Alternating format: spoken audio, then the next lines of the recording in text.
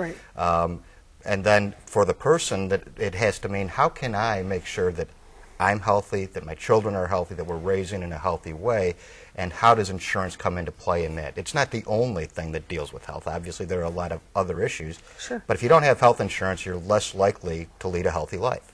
Yeah, I think also, just tied to that, I think the Go To 2040 plan does a really good job of letting people know, those of you who sit out there, is that a lot of things are linked. You know, we talk about healthcare, but what we're not saying is what that means in terms of the job you have. Do you have access to healthcare? Where you live? Can you get to your job? All those different things that I think as an agency we are trying to bring together to let people understand that there is a connection and there is a way to contribute to a better understanding of our region, so that we can not only enhance the lives of Latinos, but as a whole, all of the residents in this area. Well, it makes me think as well, when people don't have health care, they don't go to the doctor, but they still go to work if they can. Right. So now they're sneezing all over the rest of us, and they're, you know, whatever their jobs are, if they're in food services, if they're in big buildings, if they're wherever, I mean, we're all exposed to each other all the time. Right. So that, again, it sounds like it would have major...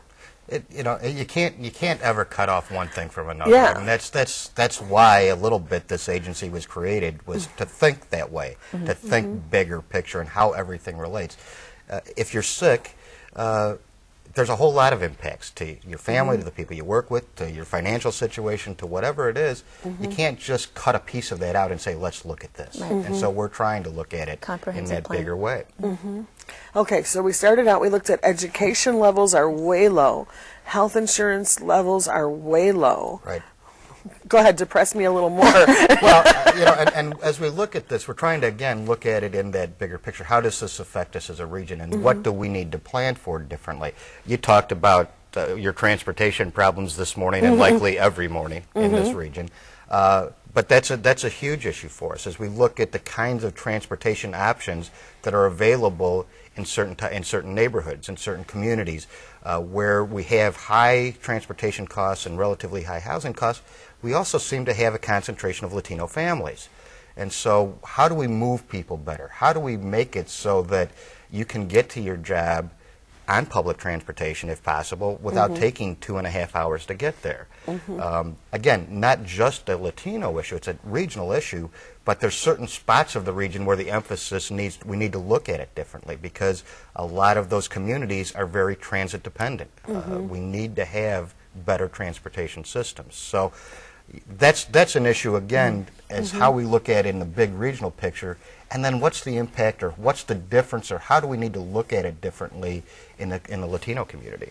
And I think the issue of, is it depressing? I think these figures are stark, and I think that they are scary to some extent, but I think that also resonates with the urgency of this plan as a whole. Again, this is not just for Latinos, it's the urgency of making critical decisions to enhance the quality of life, expected quality of life in the year 2040, and looking at these issues, seeing the education, seeing the impact of education on job, employment, and the amount of money that people make, I think makes an impact to proactively think ahead and make decisions that will improve the likelihood of a better life.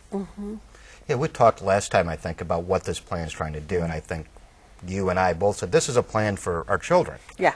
We're talking about 2040. You're reading my mind. I was just thinking, let's see, 1957 to 2040. Yeah. So how do we, you know, that's the way we're trying to think about it. It's a lot of the issues we're dealing with, whether it's traffic congestion, whether it's educational issues that we're facing, whatever it is, things aren't 100% great here in this region. We've got a lot of good things that are happening, but we're really talking about how can we think about the kind of a region we want for our children. And that's really where we're headed with this. Very interesting. So let's talk a little bit more about like specific needs. I know last time you were here, you talked a little bit about architecture, for example, or, well, let's start with that. What kind of needs do you see the Latino families placing in the field in terms of construction, new constructions? Well, I think that as we look at where Latino families are, and let's just talk about housing in general. It's family sizes are different in the Latino community. How families live together are different in the Latino community, and some of our suburban communities have to understand that culture and have to understand what it means. And so part of this is an educational process. It's also, it's very concerning as we looked at the numbers again, that 45% of the Latino mortgages were subprime. You know, are we going to lose those homes compared to 22% for African Americans, which was the next highest group? So, you know, are we going to lose those homes, and then what happens to those families, and how do we make sure that we're providing the right kind of housing? Affordability of housing is a huge issue for us. We need to have affordable housing near where people work.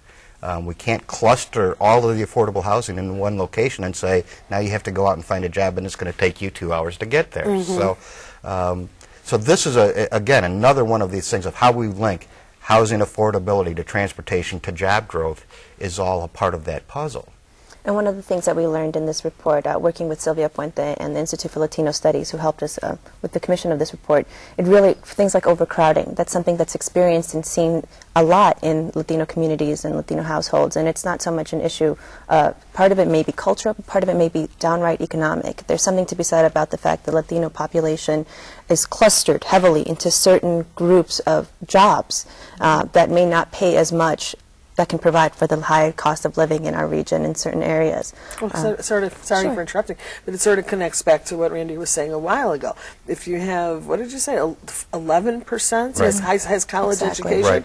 I mean, so you're right there. You're limited in terms of what kinds of income. It is absolutely circular. And there is figures, I think, in the report. People who graduate from high school make around 30,000, regardless of ethnicity. But if you have a college degree, a bachelor's degree, you make 52,000. So that's a 72% difference. Yeah, it's huge.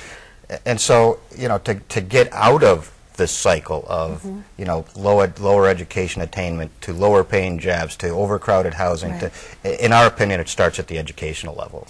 That we've got to educate our children better. We've got to give them more opportunities to have higher paying jobs, and it absolutely starts with education.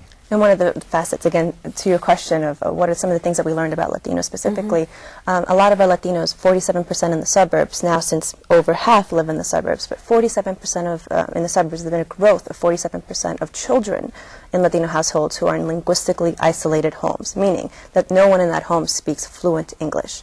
What are the consequences when that child goes to school? What are the consequences when that family needs something done in the environment that is English speaking if there are no services?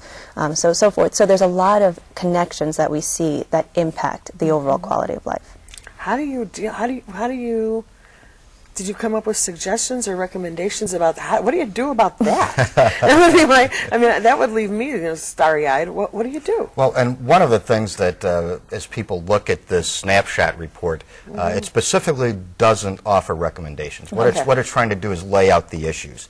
The plan itself will be where the recommendations come in, and a little bit of where we are in that is that this summer we'll be out talking to the public about 4 different scenarios of how to move this region forward and looking for their input.